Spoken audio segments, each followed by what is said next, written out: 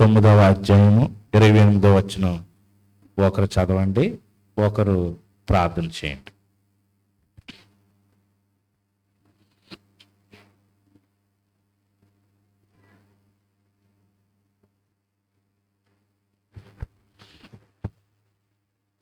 అటు తరువాత సమస్తము అప్పటికి సమాప్తమైనదని యేసు ఎరిగి, లేఖం నెరవేరినట్లు నేను దప్పుకొనుచున్నాను.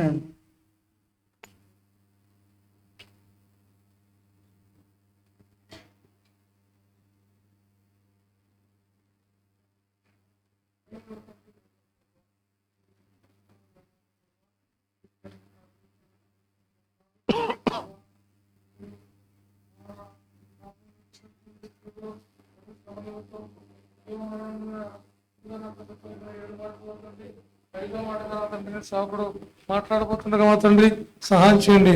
ఈ సేవకుని మీ ఆత్మతో నింపి నడిపిస్తున్న విధానాన్ని బట్టి వందనాలు. ఎంతవరకు మాట్లాడిన ప్రతిభటను దీవించి సహాయం చేయమని, వినుచున్న ప్రతిభటను దీవించండి. మరి ముఖ్యంగా మేమందరం కూడా మీ చిత్తానుసారంగా జీవించే భాగ్యం దయచేయమని యేసు పరిశుద్ధ నామములో అడుగుచున్నాం తండ్రి, ఆమేన్. ఆమేన్. ఐదో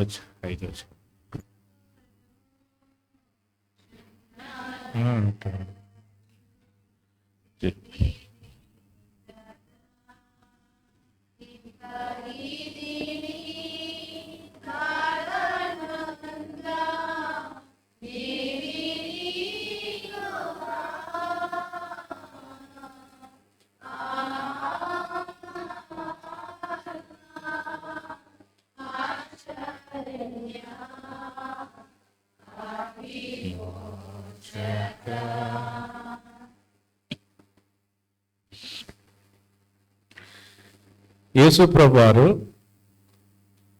యోహాను సువార్త 19వ అధ్యాయం 28వ వచనంలో ఆయన దప్పుకొనుచున్నాను అని చెప్పాడు. ఈ మాటకి మనం ఇలాగొక అంశం పెట్టుకోవచ్చు. ఏమనంటే the thirst of our saviour. The thirst of our saviour అంటే మన రక్షకుడు కలిగి ఉన్నటువంటి దాహం. నిజానికి ఇది ఆయన యొక్క పరిపూర్ణమైనటువంటి మానవుడని తెలియజేస్తుంది. కానీ అంతటితో ఆగిపోతే కుదరదు. ఆయన పరిపూర్ణమైనటువంటి మానవుడు. ఎందుకంటే మనము ఎప్పుడు ఆయన సిలువ వేయటం ప్రారంభించాడు అంటున్నాం? ఉదయం అవునండి 9 గంటలకు. కానీ 8 గంటలకు అరెస్ట్ అయిపోయాడు. అరెస్ట్ అవటం కాదు, 8 గంటలకి తీర్పు విధించబడింది. కానీ అంతకంటే ముందు పిలాతు నుంచి హేరోదు నుంచి మళ్ళీ పిలాతుకి అలాగే తిరుగుతానే అనేక తీర్పులను ఆయన పొందుకున్నాడు. అలా పొందుకుంటూ కొరడా దెబ్బలు తిని రక్తం ఎంతో కారుతా ఉంది. ఆ కొయ్యని పట్టుకుని కపాలమనబడి స్థలానికి వెళ్ళి అక్కడ మరి అంత మండుటెండలో ఆయన సఫర్ అవుతున్న సమయంలో ఎంత విపరీతమైన దాహం వేసి ఉంటుంది. నేను ఇప్పుడే సింపుల్గా చెప్తున్నాను. ఎంతసేపు ఇలా ఉన్నాను కదా, పైగా ఏసీలో ఉన్నాను. నాకేమైందో తెలుసా? కొంతసేపు ఒక పావు గంట 20 నిమిషాలు మాట్లాడినందుకు ఏమనిపిస్తుంది? నాలుగు. ఎందుకంటే బయట ఉన్నటువంటి వాతావరణం అలాంటిది కాబట్టి మనిషి నీళ్లు తాక్కోకుండా ఉండలేడు.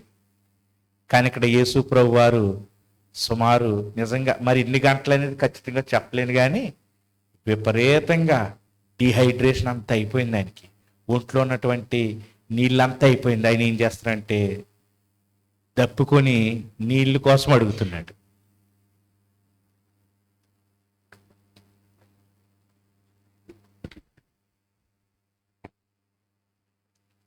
ఈ మాటని నీళ్లు తాగితే చెప్పటమే అన్న సమంజసం అంటారా? అసలు యేసుప్రభు అంటే నేను ఎందుకని ఇలా చెప్తున్నా అంటే, ఎంతటి భయంకరమైనటువంటి పరిస్థితుల్లో నీళ్ళు అడిగితే ఎవరైనా ఇస్తారు. కానీ యేసుప్రభుకి నీళ్ళు అడిగితే ఏమిచ్చారు చెప్పండి? చేదు చిరకనిచ్చారు, నోటికి తగిలించారు. నేను చెప్తాను ఎందుకు అని, దానికి కారణం ఉంది. దాన్ని వినిగర్ అంటారు, వెనిగర్. దాని వలన దాహం తీరదు సరికదా, మనిషి కూడా గమ్ముని చచ్చిపోవడం ఇంకా కొంత ఆ, బాధ యాతన అనుభవిస్తాడనమాట. ఇది మానవాళికి ఏమో రక్షణ ఇద్దామని యేసు ప్రభు ఈ లోకానికి వస్తే దప్పుకుంటున్నటువంటి సమయంలో మనుషులు ఆయనకి కనీసం నీళ్లు కూడా ఇవ్వలేనటువంటి భయంకరమైనటువంటి పరిస్థితి మానవ పరిస్థితిగా మనకు కనపడుతుంది. కాబట్టి Jesus first reveals his humanity. యేసు ప్రభు మానవత్వాన్ని యేసు ప్రభు దప్పుకొనట అనేటువంటిది తెలియజేస్తుంది. అంతేకాదు ఈ సబ్మిషన్ టు స్క్రిప్చర్, అంటే లేఖనాలకి విధేయుడయ్యాడు. ఎందుకంటే లేఖనాలు చెప్పినట్లుగా నేను దప్పుకుంటున్నాను అన్నాడు. లేఖనాలు నెరవేరినట్లు నేను దప్పుకుంటున్నాను అన్నాడు. ఆ దప్పుకోవటం వలన ఏం నెరవేరినాయి అంట? లేఖనాలు నెరవేరినాయి. కాబట్టి లేఖనాలకు విధేయత చూపించాడు. అంతేకాదు and his deep spiritual mission, అంటే అర్థం ఏంటంటే చాలా ఆయన చేయవలసినటువంటి లోతైన ఆధ్యాత్మిక పని ఉంది. ఆ పని ఏంటో, ఆ తప్పికేంటో మనం చూడాలి. ఇప్పుడు ఐఎమ్ థర్స్టీ అనేటువంటి ఈ మాటలో కేవలం ఇది మానవ శ్రమ మాత్రమే కాదు, కానీ ఇందులో దాగుంటా ఇంకా లోతైన ఉన్నది ఏంటంటే his heart, his obedience and his purpose. ఆయన యొక్క హృదయం, ఆయన యొక్క విధేయత, ఆయనకున్నటువంటి ఉద్దేశాన్ని మనము ఈ మాటలో చూస్తాం. మొట్టమొదటిగా యేసు ప్రభు వారు దప్పుకొన్నాడు అన్నప్పుడు యేసు ప్రభు వారి యొక్క మానవత్వం మనకు అర్థమవుతుంది. యేసు ప్రభు వారు ఈ లోకంలోనికి వచ్చినప్పుడు ఆయన ఎలా వచ్చాడండి? సంపూర్ణ మానవుడిగా వచ్చాడు. ఆ సమయంలో ఆయన యొక్క దైవత్వాన్ని వదులుకున్నాడా?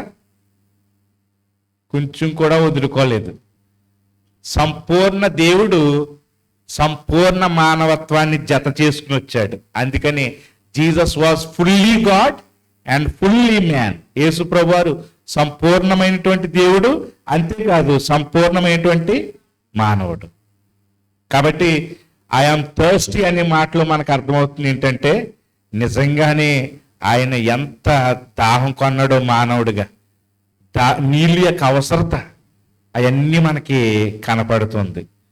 కాబట్టి on the cross Jesus suffered not just for us but with us అంటున్నాడు అనమాట. ఒక ఆయన ఏమన్నాడంటే యేసు ప్రభు వారు శిలువ మీద మన కొరకు మాత్రమే శ్రమ పడలేదు, కానీ మనతో పాటు ఏమయ్యాడైనా శ్రమ పడ్డాడు. ఎంత గొప్ప మాట ఇది! హెబ్రీ గ్రంథకర్త ఈ మాటకి మంచి రిఫరెన్స్ మనకు కనపడుతుంది. హెబ్రీ గ్రంథకర్త 4:15 యేసు ప్రభు వారు మన కొరకు శ్రమ పడటమే కాదు, కానీ మనతో పాటు శ్రమ పడ్డాడంట. అది హెబ్రీ 4:15 ఏమని చూస్తున్నాను చూడండి. మన ప్రధాన యాజకుడు మన బలహీనతలందు మనతో సహానుభావం లేనివాడు కాదు, కానీ సమస్త విషయంలోనూ మన వలనే అది శోధింపబడదు. మీరు రాత్రి బస్సులు వెళ్తా ఉన్నారు, సడన్గా వాటర్ బాటిల్ లేదు, ఎక్కడ బస్ స్టాపుల్లో వాటర్ లేదు. మీకు ఇవన్నీ అనుభవాలు ఉన్నాయా? సమ్మర్ అది, చెమటలు మొత్తం ఆ సమయంలో వాటర్ వాటర్ వాటర్ అనిపిస్తూ ఉంటుంది. యేసు ప్రభు అది నా బాధ నీకు తెలుసా అంటే నాకు తెలుసు అంటాడు అనమాట. యేసు అంటే ప్రతిదీ కూడా తెలుసు ఆయనకి. ఎందుకంటే మనం ఏదైతే పొందుకున్నామో అన్నిటిని ఆయన ఏం చేశాడు? పొందుకున్నాడు. అటువంటి నాతో పాటు ఉండి 3.5 సంవత్సరాలు నాతో పాటు తిని పడుకొని ఉన్నటువంటి వ్యక్తి నేను నీకు తెలీదు అనేటువంటి ఎడబాటు, లేకపోతే అలా ఎవరైనా చెప్పడం నీకు తెలుసా అంటే నాకు తెలుసు, నా ప్రధాన శిష్యుడే అలా చేశాడు అంటాడు. 30 వెండి నాణాలు కక్కుర్తిపడి నిన్ను అమ్మేయటం అనేది తెలుసా అంటే నాకు తెలుసు. ఏది అడగండి, ఇంట్లో వాళ్ళే తన మీద విశ్వాసం లేదు అంటే ఎస్ అది నాకు తెలుసు అంటాడు అనమాట. ఇవన్నీ కూడా యేసు ప్రభు వారు ఆయన పొందుకున్నాడు. కాబట్టి దప్పికొనటం అంటే అర్థం ఏంటంటే మన కోసం శ్రమ పడటమే కాదు, మనతో పాటు ఆయన ఏం చేశాడు? ఈరోజు మీరు ఏ బాధలు పొందుతున్నా, మీరు ఏ శ్రమలు పొందుతున్నా, నేనే శ్రమ పొందుతున్నా, ఆ శ్రమల్లో సహానుభావం కలిగినటువంటి వాడు ఆయన. ఆయన. ఈ సింపథైజర్స్ విత్ అస్ అంటారు ఇంగ్లీష్లో. ఇంకోటి రెండోది చూస్తే ఎందుకు దప్పికొన్నాడంటే the fulfilment of the scripture, లేఖనాలు నెరవేర్పు కోసం, లేఖనాలు నెరవేరటం కోసం, అంతేకాదు లేఖనాలకు విధేయత చూపించడం కోసం ఆయన దప్పికొన్నాడు. చదవండి కీర్తనలకు రాసిన కీర్తనల గ్రంథం 69వ కీర్తన 21వ వచనం. 69వ కీర్తన 21వ వచనం ఏమనుంది?